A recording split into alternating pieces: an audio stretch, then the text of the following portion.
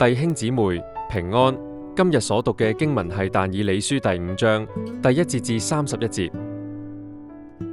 主題係上主宣告終結巴比倫王國的統治。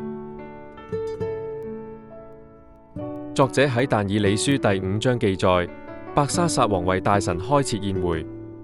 飲到興起時，佢竟然攞出從耶路撒冷聖殿搶嚟嘅金銀器皿嚟飲酒，仲一邊飲一邊讚美啲金銀銅鐵木石做嘅假神。突然之間，有隻人手嘅手指出現喺王宮牆上寫字，伯沙撒王嚇到半死。佢立即召術士同占卜嘅人入嚟解釋，但係全部都解唔到，王就更加驚惶失措。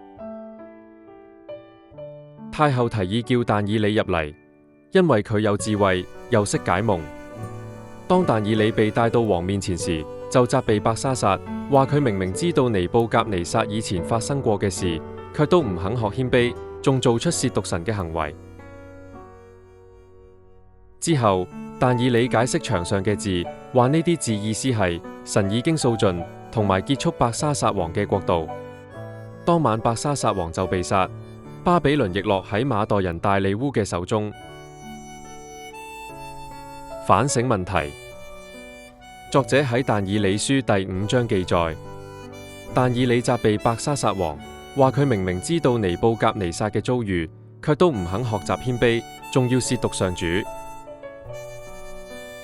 咁當你喺人生入面收到警告同提醒時，